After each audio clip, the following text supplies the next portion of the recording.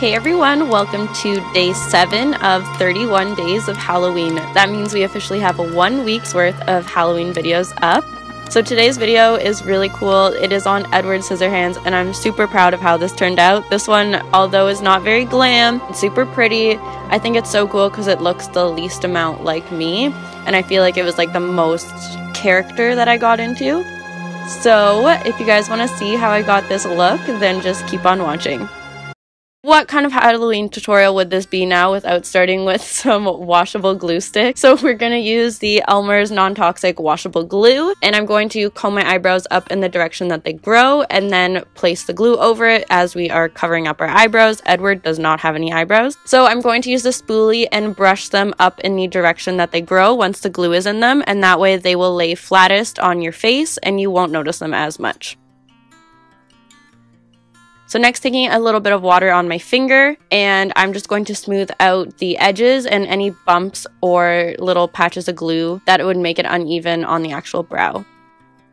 So next, again, taking our washable glue stick, I'm going to cut a chunk off, and using the lid of a container again. This is very similar to the Little Red Riding Hood if you guys want to check that out down below. And I'm going to soften the glue and make it the most pliable, and we are going to place little lines all over our face. So you definitely want to use a reference picture for this. I was looking at one the whole entire time, and I tried to make my scars in the most similar place to his. So what you're going to do is you're going to lay down a line of glue, and then you're going to blend the edges of the line into your face so that it looks like the scar is a part of your face rather than just sitting on top of it.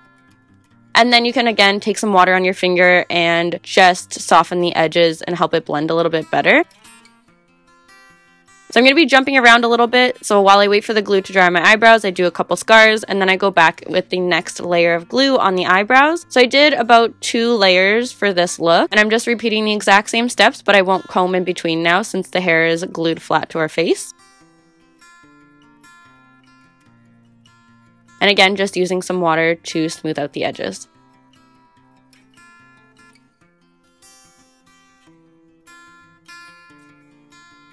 So again, going back in and placing more scars. This is time consuming, but it is quite simple once you get into the swing of things. And I feel like the raised scars really make the look. I mean, you can just paint them on, but it really sold that scar effect.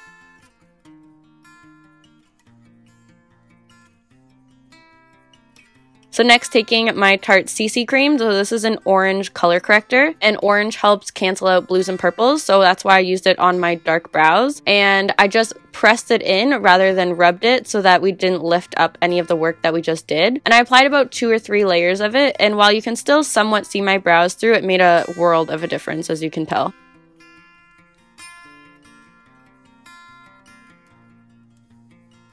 So next, taking some RCMA no color powder, I'm just going to powder the brows so that that cream doesn't move anywhere, since we did use quite a bit of it. And then going back in and making more scars. I made as many scars, I think, as he had. I might have missed a couple, but for the most part, I think I got at least 95% of them.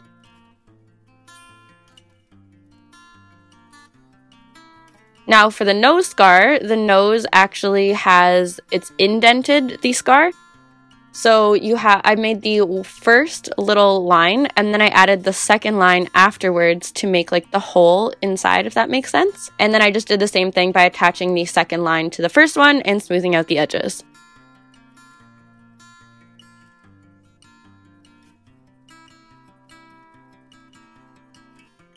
So I skipped some of the scars, as you can see, because you would be here for a very long time. So like I said, just look at a reference picture, see where his scars are, try and make them as similar as possible.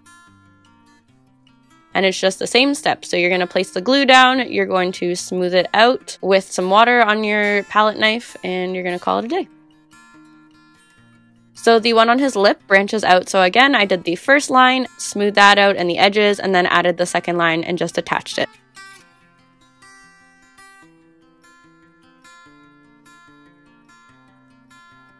So next for the lip scar, firstly you want the top lip and the bottom lip to match up. So you want to make sure that when your mouth is closed that they match up, and when they're open it also matches up. So smoothing out the edges, and you'll see that I made this one a little bit thicker, and you will see why. So this scar is again indented. There is like a hole in the middle. So what I did was I took my spatula or the palette knife, sorry, and I just ran it through to create the indentation. It's almost like the scar has been sliced.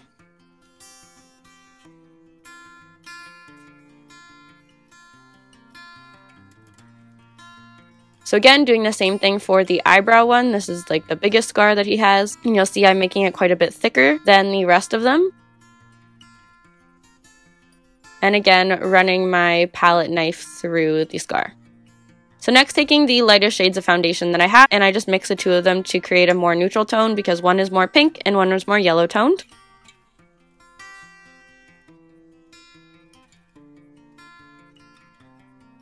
And I just dabbed this all over my face, and I'm going to apply this over the scars. I'm going to apply it over my lips to white them out.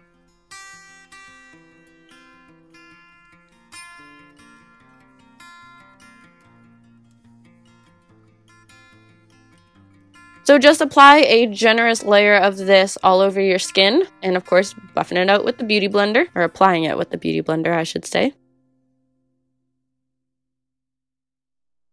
And I even applied this under my eyes, on top of my eyelids, back into my hairline. And then when you're going over your brows, you want to make sure you're, again, pushing the product in so you're not lifting anything up. And then I went back in with the Maybelline Fit Me Foundation because this is the the lighter of the two shades. And I wanted it to be a little bit more opaque and a little bit more pale without using like a stark white foundation. So I just went over with yet another layer.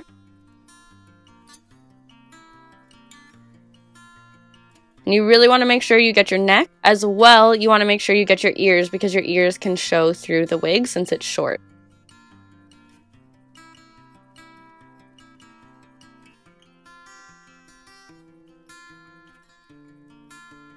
So next, taking my Tarte Shape Tape in the shade Fair. This is a very, very light concealer. I'm going to apply this under my eyes, on my eyelids, and then over my brows just for a little bit of extra coverage.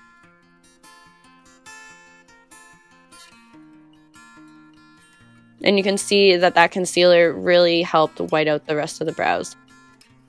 There is a little bit of faint darkness showing through, but we'll cover that up when we're doing the eyes.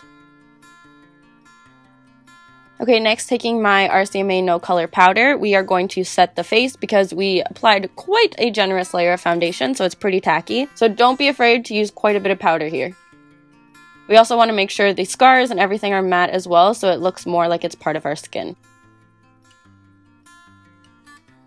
So next, taking a cool tone shade from the Kat Von D Shade and Light palette. It's like a light gray with a little bit of brown in it, and we are going to use this as our initial contour shade. So Edward's contour, he always looks very sad. He looks pretty sunken in, so I'm going with this S shape, if that makes sense. So we're going to go up the temples, and then we're going to go down our regular cheekbones and bring it down beside our mouth. Just follow that funny S shape. This gives a really sunken in effect. Next, taking a reddish brown eyeshadow. This is from the Tartlette in Bloom palette, as well as the light gray shade, just to darken up the contour. And I know it looks crazy at first, but I do blend it out, I promise. So again, we're really going for that very sunken in, hollow S shape. Next, going back in with that gray toned eyeshadow, we're going to work on the shape of the eyes. So you'll notice that I did change the eye shape quite a bit. I wasn't totally happy with it. So the first time I did it, I made it too much of a diamond shape. It reminded me of very clownish. Edward's eye shape is more of an upside down teardrop. So the bottom part is curved. It goes very far into the inner corner of his eye and on his nose. And then the top part comes to a slight point. But the thing that really sells this look is Edward constantly looks very sad and innocent, so that's what the shape that we're going for. So you notice I change it quite a bit. So again, going in with that little bit darker of a gray tone shade from the Tartlette palette, I am going to further deepen the eye. So you'll notice I focus most of the color on the inner corner there, right on the bridge of the nose, and then at the top where we're going to make that teardrop shape, as well as the outer corner. So those are the spots that I focused the color on mostly, and then blended it out and just did a light wash of color throughout. So you'll notice I moved the little point up closer, and I found that that gave it the more sad look rather than the point in the middle where it was like clownish and kind of gave an angry look.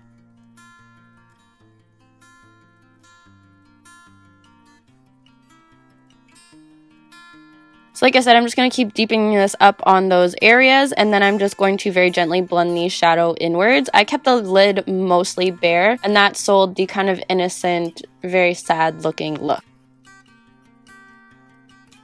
Again, I had a reference picture, multiple reference pictures open this whole time.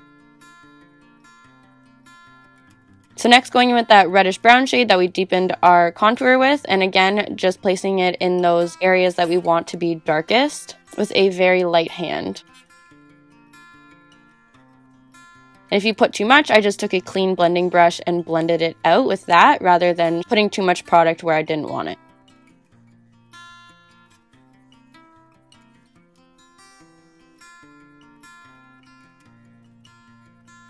So next, taking a cool tone brown shade, it almost looks black, it's like a charcoal shade, and again just placing this on the deepest points. So going back in with that gray tone shade, our initial contour shade, we are going to outline all the scars. So you're going to want to literally just go around the whole scar and every single one of them. And this really helps the scars to stand out. They're much more noticeable. They also, you can tell that the scar is raised with the shadow that it casts on the face.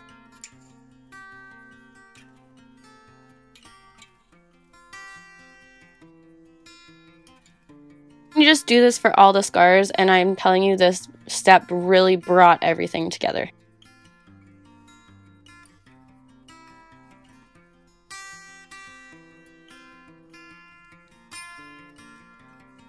So for the nose contour, or for the nose scar, I wanted to make sure that the hole in the middle was the darkest because that's where the most shadow would be. And then for the scars with the indentations, I went back with that reddish brown shade and just put this in the middle. And then you could really tell that the scar was opened in the middle. And I did go over with a couple layers.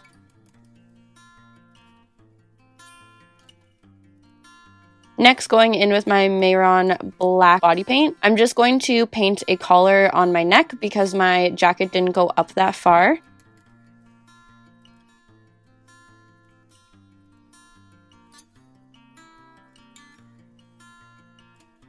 And then for the last part of this look, I added some black contacts, which again sold kind of the innocence of him because he has those big dark eyes. As well, the wig that I had was actually a crazy party wig, and I cut it and I gelled it and hairsprayed it into little points, so I did that myself. The jacket, huge shout out to my aunt, as well as the hands. She did an absolutely phenomenal job on them. Couldn't have asked for anything better.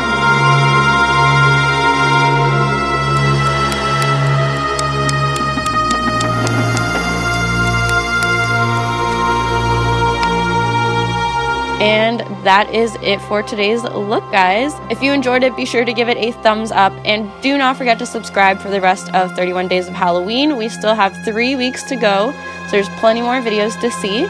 So we will see you all tomorrow. Bye, everyone.